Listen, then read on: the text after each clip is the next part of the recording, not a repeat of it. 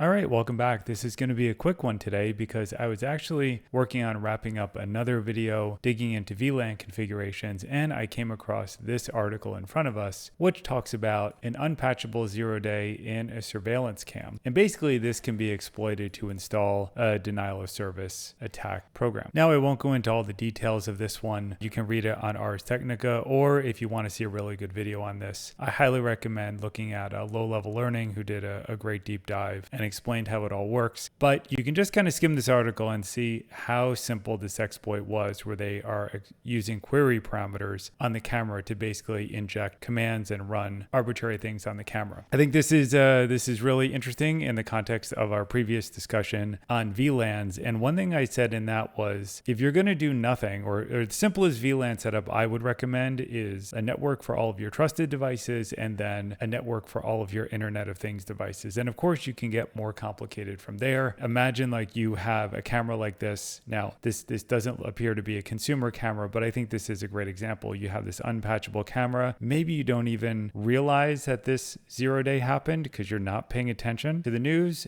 And well, guess what? Having this device separated onto its own network will provide some additional safety for you. And I think it's just a good argument to go through and set up VLANs for your own use case. Again, it's not going to solve every problem, but isolating questionable devices like this can be very helpful. So real quick, let me just show you, if you have a Unify Dream Machine, again, I'm working on another video that goes much more into this, but I just want to show you, I have a separate network set up for my cameras. One thing I have done in this is, you can see I have internet access set to off for this. So if one of the cameras talked about in this article was compromised and tried to start sending traffic or execute a denial of service attack, it does not have internet access. It won't do anything. So you can set this up on your Dream Machine. And the other important thing to remember, especially with a Dream Machine, is that you need to set up firewall rules to block access across networks. So again, I talk about this more in the other video, but by default on your Dream Machine, you set up all these networks and your devices can actually talk to each other across the network. So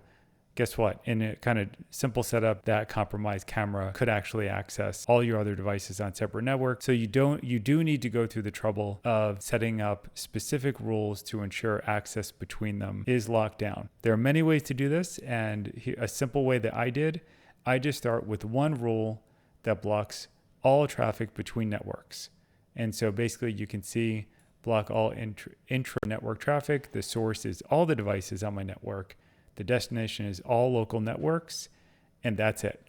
So this starts you, once you get this rule, and it starts you from a nice safe position, and then you can add more rules that allow access as needed. And by the way, when you do go down that path and you start adding rules, make sure to test the rules, because it's very easy to set one up and not get it right. And I was doing this just the other night. You'll see it in the video where I set up a rule to allow traffic, but I actually forgot to click the allow button, and this defaults to block.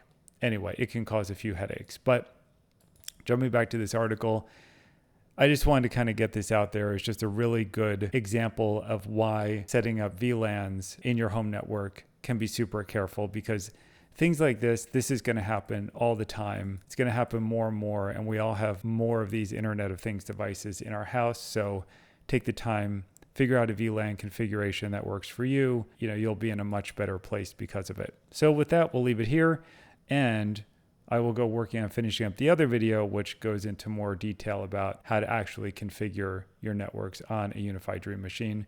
So we'll see you next time.